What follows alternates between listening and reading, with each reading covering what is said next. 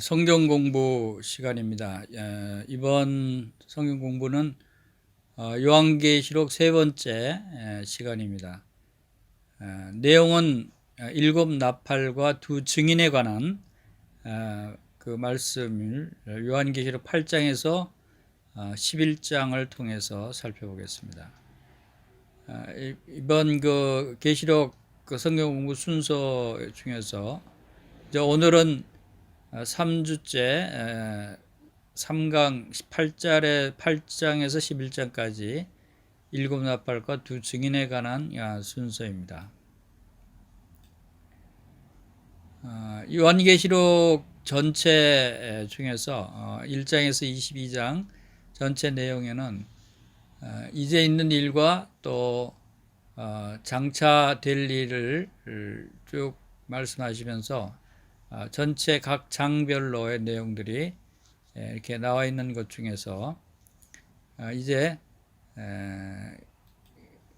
오늘 공부할 그 내용이 8장에 있는 내용과 9장, 10장, 11장까지 내용입니다. 여기 내용에는 이제 그 일곱인 심판에 이어서 일어나는 일곱 나팔 심판이 이 8장에서 9장에까지 쭉 나타나고 있고, 이제 11장에서는 두 증인에 관한 내용이 포함되어 있습니다. 그래서 이 내용은 이제 4장 성도들이 휴거되고 4장에서부터 쭉 지상 재림 때까지 19장까지의 내용 가운데서 거의 가운데 부분 일곱 나팔 심판 시기를 나타내고 있습니다. 그리고 이 시기를 대환란 기간이라고 이야기합니다. 이 대환란 기간을 다니엘의 70번째 일회에 해당되는 기간이고, 이 기간 동안에 7년간 일곱 인 심판, 일곱 나팔 심판, 그리고 일곱 대접 심판이 이 지상에 일어나고 있는 장면들이 계시록에 나타나 있는 것입니다. 먼저 일곱째 인 심판 때에 그 일어나고 있는 그러한 내용 중에서 계시록 8장 1절 2절 말씀에 일곱 인을 떼실 때 하늘이 반 시간쯤 고요하더니 내가 보며 하나님 앞에 일곱 천사가 서 있어 일곱 나팔을 받았더라 라고 하는 말씀대로 이제 이 일곱 번째 인 떼는 때 대환란 중 성도들이 두 큰 무리를 보여주는 7장의 삽입에 이어서 일곱째이자 마지막 인에 대해서 말씀하시고, 하늘이 한 30분 정도 고요한 중에 일곱 인이 떼어지는 그 모습이 나타납니다. 이는 사상 유례가 없던 심판에 앞서 폭풍 전야의 고요와 같은 무시무시한 침묵이 이어졌습니다. 일곱째 인은 일곱 천사들에 의해 불려지는 일곱 나팔의 심판으로 이어졌습니다. 보시는 바와 같이 이 세 가지 심판이 이렇게 겹쳐서 일어나고 있는 것을 우리가 보게 됩니다. 이 기간이 이제 그 일곱 봉인 심판이 있고, 마지막 봉인 심판 때 일곱 나팔 심판이 여기에 포함됩니다. 그리고 일곱 번째 나팔 심판 때 일곱 대접 심판이 이 안에 포함이 돼서 같이 이어지고 있는 것을 보게 됩니다. 그리고 이제 이 7년 대환란 기간 전에 휴거가 되고, 하늘에서 그리스도 심판 때가 있고, 그리고 어린 양의 혼인잔치가 있고, 지상으로 재림하는 이 기간을 7년 대환란 기간이라고 말하고 있습니다. 자, 일곱 나팔 심판이 어떤 심판으로 이어지는지 살펴보겠습니다. 일곱 나팔 심판. 계시록 8장 3절에서 4절 말씀에서는 또 다른 천사가 와서 제단 곁에 서서 금 향로를 가지고 많은 향을 받았으니 이는 모든 성도의 기도와 합하여 보좌 앞 금제단에 드리고자 함이라. 향연이 성도의 기도와 함께 천사의 손으로부터 하나님 앞으로 올라가는지라. 바로 이 금향로는 성도의 기도를 의미하고 있습니다. 그리고 그것이 보좌 앞 금제단의 향단이죠. 금향단에 드려지는 그런 모습을 우리가 보게 됩니다. 이것이 성도들의 기도와 함께 하나님께 올려지는 모습을 나타내고 있는 것입니다. 그래서 첫 번째 나팔 심판은 어떤 종류의 심판인가에 대해서 8장 7절에서 말씀하고 있습니다. 이것은 땅에 대한 심판입니다.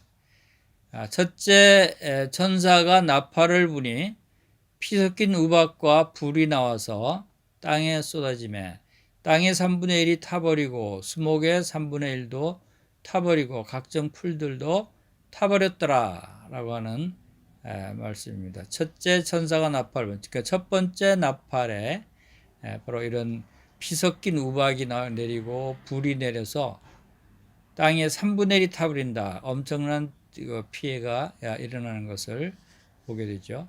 나무의 3분의 1도 타고 각종 푸른 풀도 거의 다 타버리는 이러한 피해가 일어날 것을 말씀하고 있습니다. 그리고 두 번째 나팔은 바로 8절에서 말씀하고 있는데, 둘째 천사가 나팔을 부니 불붙는 큰 산과 같은 것이 바다에 던져지매 바다의 3분의 1이 피가 됐다. 둘째 나팔에 그 바다의 3분의 1이 피가 되는 그러한 일이 일어납니다. 그리고 바다의 3분의 1이 피로 변하고 고기의 3분의 1이 죽고 또 배의 3분의 1이 파선을 당합니다. 이로 인해서 인간의 식량 공급이 감소되고 원거리에서 식량 수송도 마비될 것이라고 말씀하고 있는 것입니다. 그 다음에 세 번째 나팔은 8장 10절, 11절에서 말씀하고 있는데, 10절에서는 셋째 천사가 나팔을 부니 횃불같이 타는 큰 별이 하늘에서 떨어져 강들의 3분의 1과 여러 샘물에 떨어지더라 하는 말씀이 있습니다. 나팔을 불자마자 쑥이라 불리는 횃불같이 타는 별이 떨어져서 식수의 3분의 1이 아예 수원지에서 쓴물이 되어버립니다. 이 쓴물은 독이 있기 때문에 많은 사람이 죽게 됩니다. 또 쑥이 무엇을 의미하는지는 잘 모르지만 셋째 나팔을 불게 될 때 지상에 살고 있는 모든 사람에게는 아주 분명하게 이해될 것입니다. 그다음 네 번째 나팔에 대해서는 12절에서 말씀하고 있는 대로 넷째 천사가 나팔을 부니 해 3분의 1과 달 3분의 1과 별들의 3분의 1이 타격을 받아서 그 3분의 1이 어두워지니 낮 3분의 1은 비추임이 없고 밤도 그러하더라.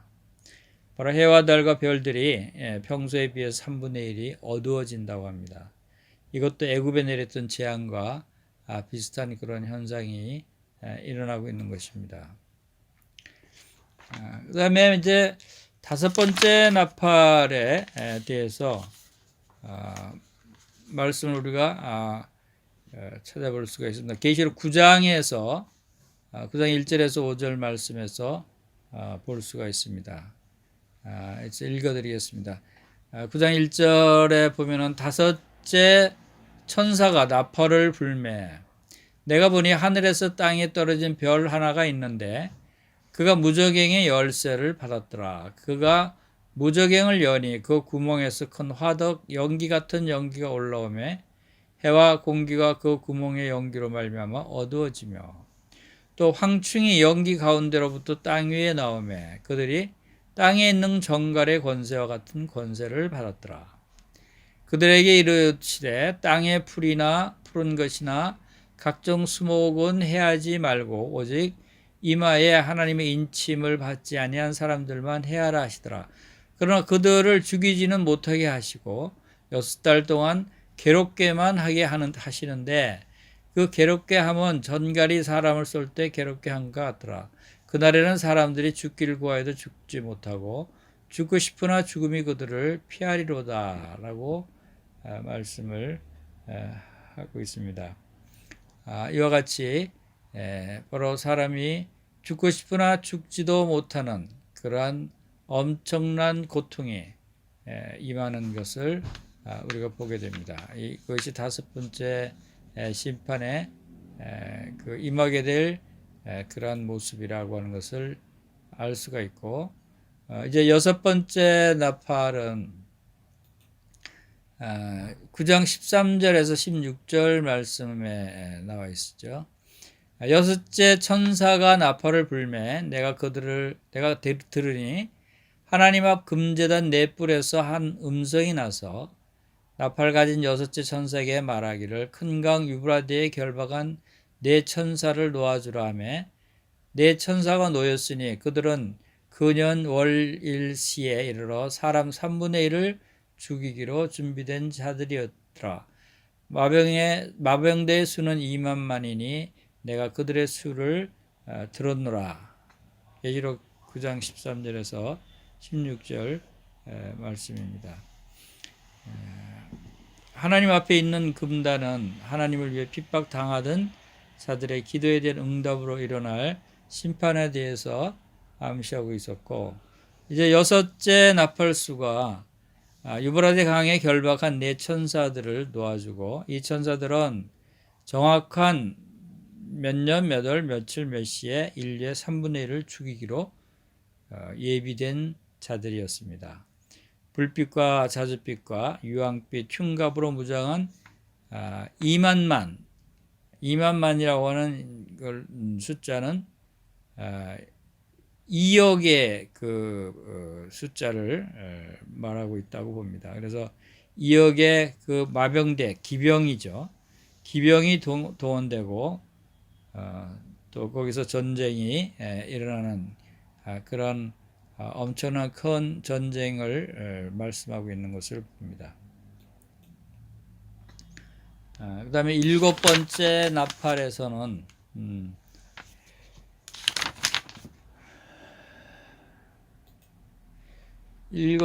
계시록 11장에서 이제 이어집니다. 계시록 11장 15절에서 19절 말씀이죠. 7째 천사가 나팔을 불매 하늘에 큰 음성이 나서 이르되 세상 나라가 우리 주와 그의 그리스도의 나라가 되어 그가 세세토록 왕노로 다시리로다 하니 하나님 앞에서 자기 보좌에 앉아있던 24장로가 엎드려 얼굴을 땅에 대고 하나님께 경배하여 이르되 감사옵나니 옛적에도 계셨고 지금도 계신 주 하나님 곧 전능하신 이여 친히 큰 권능을 잡으시고 왕노로 하시도다. 이방들이 분노하며 주의 진노가 내려 죽은 자를 심판하시며 종 선지자들과 성도들과 또 작은 자든지 큰 자든지 주의 이름을 경외하는 자들에게 상 주시며 또 땅을 망하게 하는 자들을 멸망시킬 때로소이다 하더라. 이에 하늘에 있는 하나님의 성전이 열리니 성전 안에 하나님의 언약궤가 보이며 또 번개와 음성들과 우레와 지진과 큰 우박이 있더라 라고 말하고 있습니다. 이 7째 나팔 소리는 대환란이 이제 거의 끝났고 그리스도께서 다스리는 천년 왕국이 시작되는 것을 보여줍니다. 24장로들이 주의 원수들을 물리친 위대한 능력과 주님을 의지하던 자들에게 주실 상급에 대해서 또 하나님께 그 경배하는 그러한 장면, 그리고 이제 하늘의 성전이 나타나는 그런 모습을 우리가 보게 됩니다. 하나님은 주의 백성 이스라엘과의 언약을 잊지 않고 계심으로 이 구절에서 보여주시는 것입니다. 하늘에 있는 하나님의 성전이 열리자 이스라엘에게 약속하신 모든 것이 성취될 것을 상징하는 언약궤가 보입니다. 또 번개와 음성과 내성과 지진과 큰 우박을 말씀하고 있는 바 이는 12장의 시작을 예고하고 있는 것을 우리가 알 수가 있습니다. 이렇게 해서 하나님의 성전의 언약궤까지 나타났습니다.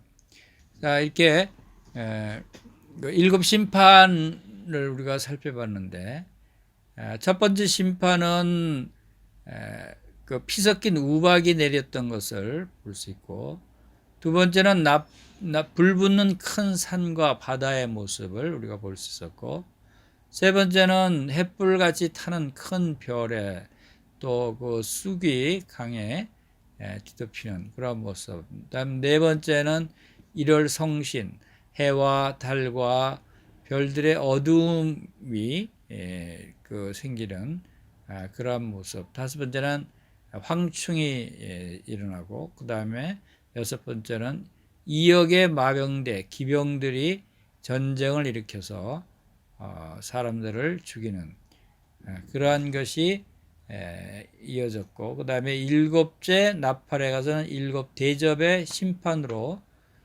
이어졌다고 하는 것을 보게 됩니다. 그리고 이어서 11장 3절에서 14절에는 두 증인에 관한 그 말씀이 나옵니다. 환란 시에 유대인 중에서 일어날 하나님의 두 종에 대해서 말씀하고 있는 부분인데, 그것이 이제 3절에서 6절 말씀대로 내가 나의 두 증인에게 권세를 주리니 그들이 굵은 베옷을 입고 1260일을 예언하리라. 그들은 이 땅에 주 앞에 서 있는 두 감람나무와 두 촛대니 라고, 만일 누구든지 그들을 해하고자 하면 그들의 입에서 불이 나와서 그들을 원수를 살켜버릴 것이요, 누구든지 그들을 해하고자 하면 반드시 그와 같이 죽임을 당하리라. 그들이 권능을 가지고 하늘을 닫아 그 예언하는 날 동안에 비가 오지 못하게 하고, 또 권능을 가지고 물을 피로 변하게 하고 아무 때든지 원하는 대로 여러 가지 재앙으로 땅을 치리로다 라고 말씀을 하십니다. 하나님은 환란의 전반이나 후반에, 그러니까 1260일이라고 해서 3년 반 42개월을 얘기하는 것인데, 이 후반에 두 증인을 일으키실 것입니다. 아마 후 3년 반에 일어날 두 증인의 애통의 상징으로 베옷을 입고 백성들의 범죄를 책망하고 하나님의 심판을 경고할 것입니다. 두 증인들은 두 감람나무와도 같고 두 촛대와도 같다고 말씀하십니다. 촛대처럼 암흑한 시기에 하나님의 진리를 증거하고, 감람나무가 기름으로 가득 차 있듯이 이들은 성령으로 충만할 것입니다. 3년 반 동안은 그들은 기적적으로 보호를 받을 것이지만 그들의 입에서 나오는 불은 그들의 원수들을 살을 것입니다. 그들을 해치려는 자들은 죽음의 형벌을 받을 것이고, 그들에게 지상에 가뭄이 들게 하며 물이 피가 되게 하고 여러 가지 재앙으로 세상을 징치할 수 있는 권세가 그들에게 주어진 것을 봅니다. 그리고 그들의 증거가 끝날 즈음에 무저강에서 올라온 짐승이 그를 죽일 것입니다. 이 짐승은 계시록 13장 8절에 신흥 로마 제국의 지도자일 것입니다. 두 증인의 시체가 사흘 반 동안 예루살렘 거리에 놓여 있을 것이라고 말씀을 하고 있습니다. 여기서 예루살렘은 그의 교만과 부패와 안일과 불순을 인해서 소돔이라고 불리고 있으며, 우상 숭배와 속박과 핍박과 불의로 말미암아 애굽이라고 불리고 있습니다. 이렇게 두 증인이 바로 하나님을 대언하는 그러한 일이 일어날 것입니다.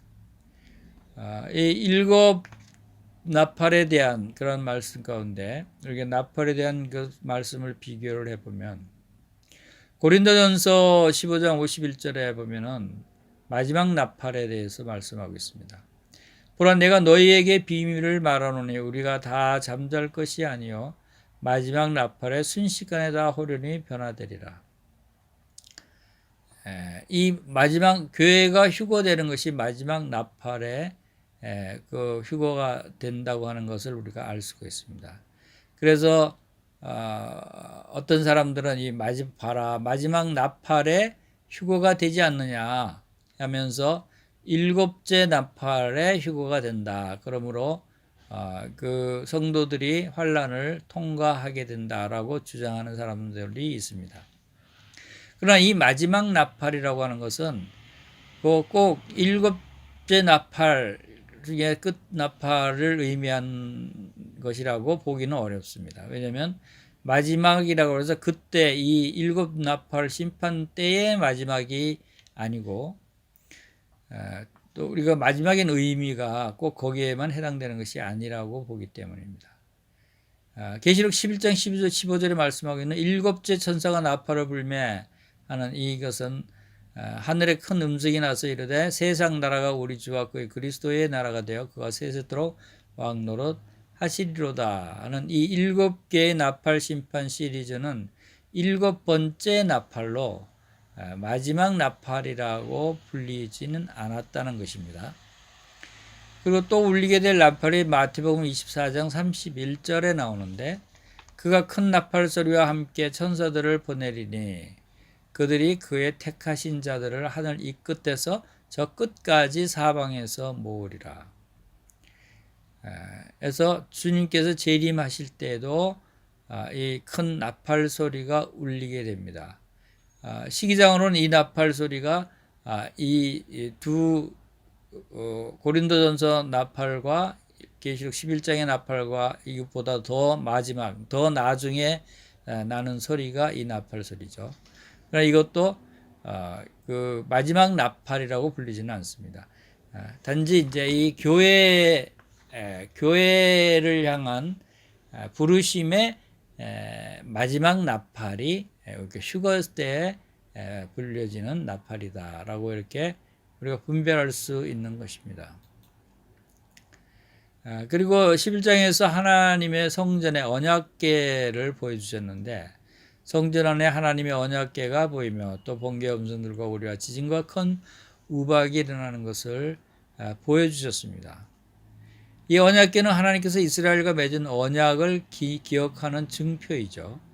그래서 이스라엘 백성들이 출애굽에서 그 성막을 짓게 하시고 성막에 가장 지성소에 이 언약궤를 두게 하시고 언약궤는 곧 하나님의 임재를 의미하는 것이고 또 이 언약궤 위에 여기가 이제 속죄소라고 하는데 대제사장이 1년에 1차씩 들어와서 그 희생 제물의 피를 여기다 뿌리면 백성들의 모든 죄를 다 용서해 주는 그러한 의식이 바로 여기서 있었습니다.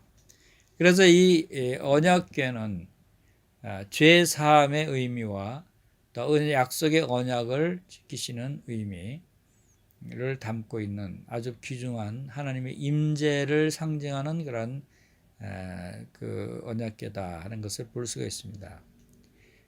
그래서 11장 처음에 사도 요한은 땅에 있는 성전을 측량했으며 또 11장 끝에는 하늘에 있는 열린 성전을 보게 됩니다.